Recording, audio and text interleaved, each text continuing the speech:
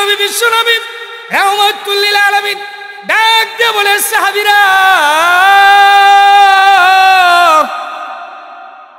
তোমাদের বাবা তোমাদের মা যারা কবরের ভিতরে আছে, যদি কবরের পাশে গিয়া একটু দুইটা চোখের পানি ফালাইয়া একটু দোয়া করতে পারো। আল্লাহর নবী বিশ্ব নবী রাহমাতুল লিল আলামিন ডাক দিয়ে বলে, ও আমার উম্মতেরা, তোদের চোখের পানিগুলি নাকের ডগায় আসার আগে আগে আমি আল্লাহ রব্বুল আলামিন কবরের আযাব মাফ করে দিই। সুবহানাল্লাহ। আল্লাহর নবী বিশ্ব নবী রাহমাতুল লিল আলামিন বলেন, সাহাবীরা কোনো যদি কোরআনের তালিবুল ইলম, কোনো হক্কানি উলামায়ে কেরাম অথবা মাদ্রাসার তালিবুল ইলম যদি কবরের পাশ দিয়ে হাইটা যায়, আজকে এই মাহফিল উপলক্ষে কত জায়গা থেকে উলামায়ে কেরাম এখানে আসবে, ঠিক কিনা বলেন? কত তালিবুল ইলম আজকে আপনার কবরের পাশে দিয়ে আসবে, কত মানুষ এখানে আসবে, কত নেককার কত মুসল্লি আসবে। আল্লাহর নবী বিশ্ব নবী রাহমাতুল লিল আলামিন ডাক দিয়া বলে, সাহাবীরা রে,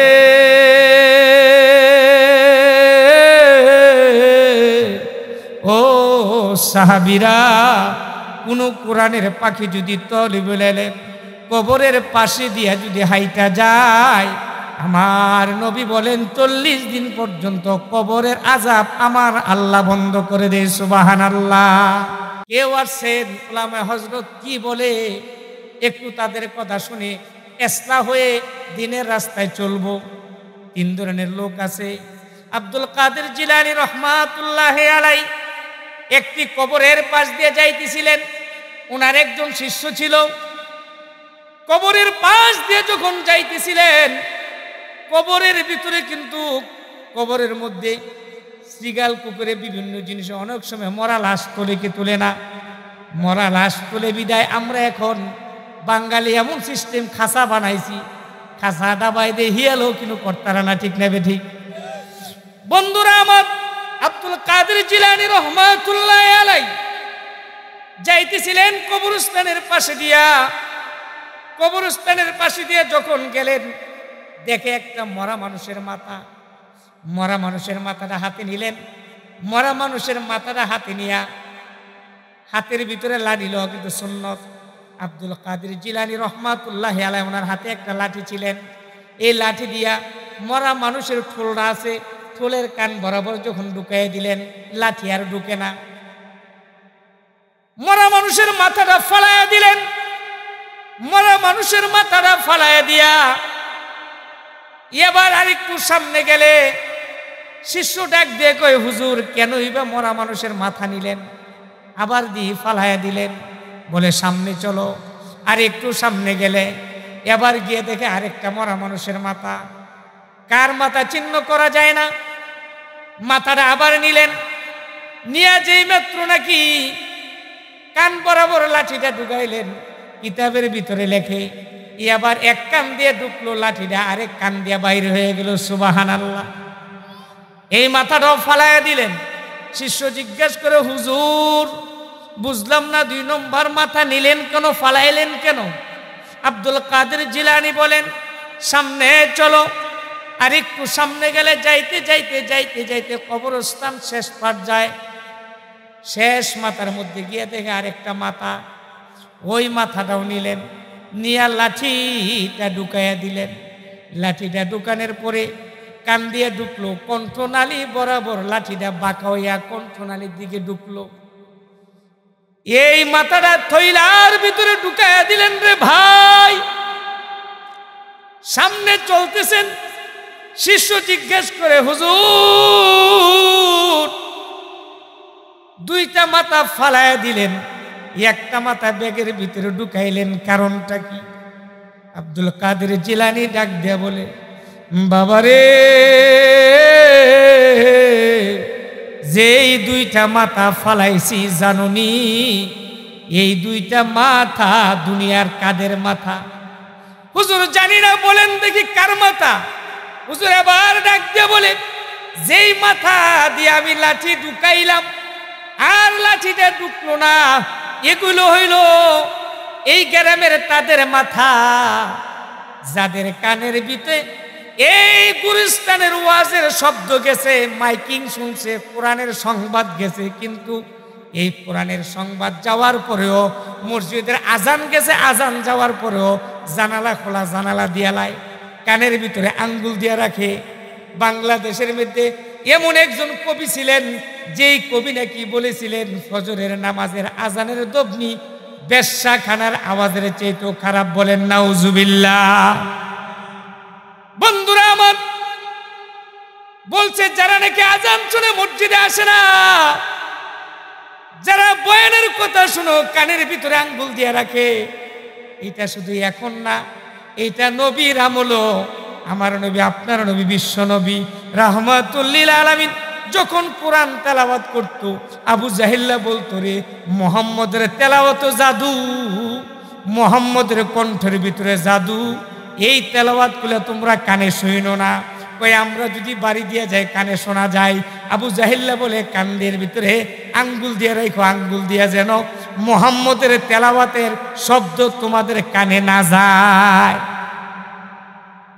আব্দুল কাদের জিলানী রহমাতুল্লাহ আলাইহি ডাক দিয়ে বলে, বাবা এটা হলো দুনিয়ার ওই সমস্ত ব্যক্তিদের মাথা, যেই মাথাগুলি দুনিয়ার জমিনে কোরআন সুন্নাহর আলোচনা শুনে নাই, কানের ভিতরে আঙ্গুল দিয়ে রাখছে।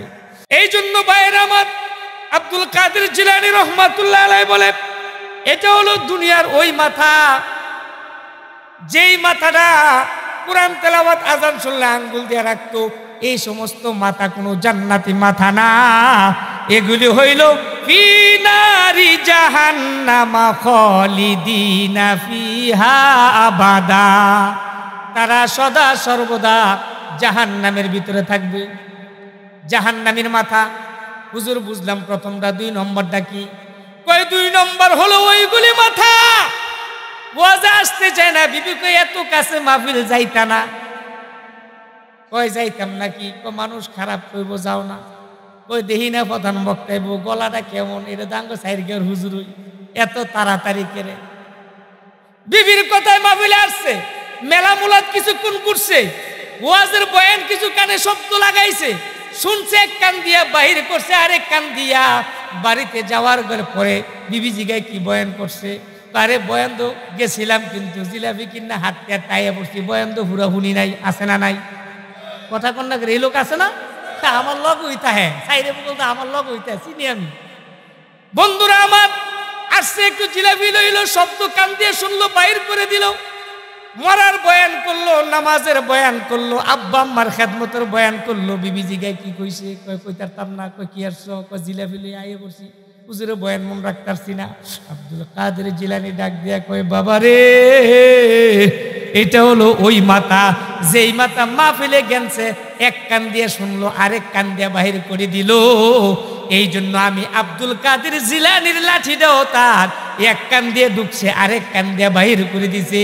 আমার লাঠির কেরামতি হইল, দুনিয়ার জীবনে শুনছে আর বাহির করছে, ডুক গিল্লা ভিতরে নিছে না, ঠিক না বেঠি? হুজুর 3 নম্বর কেন ভিতরে ঢুকাইলেন, ব্যাগে লইলেন?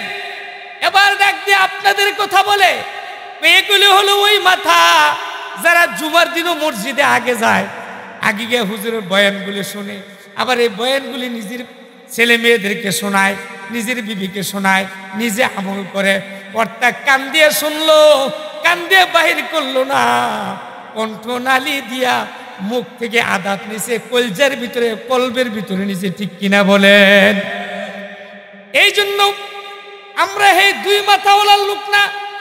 আমরা এখানে যারা বসছি, আমরা হচ্ছে ওই লোক, বয়ান যা করবে তা এক কান দিয়ে শুনবো আর আমল করব, জিন্দিগির ভিতরে ফিট করবো। রাজি আছি তো?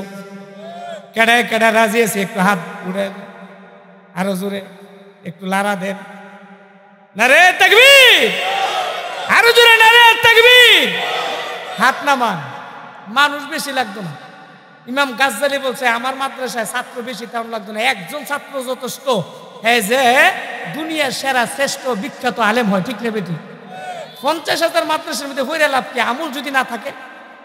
এই জন্য বায়ুদুস্থ বুজুর্গ, আপনাদের দেবু এত বড় মাদ্রাসা, তলিবুল ইলমরা রাস্তা দিয়ে ঘুরে আর কবরের আযাব মাফ হয়ে থাকে, মাফ হইতে থাকে। এটা রহমত কি রহমত না বলেন? এই জন্য ভাই দুস্থ বুজুর্গ আপনারা যারা আছেন, আমার 1 নম্বর মেসেজ আপনাদেরকে আমি দিলাম। আজকের বয়ানের 1 নম্বর মেসেজ, জীবনে যা শুনবো তা আমল করবো। রাজি আছো ইনশাআল্লাহ? জীবনে যা শুনবো তা আমল করব।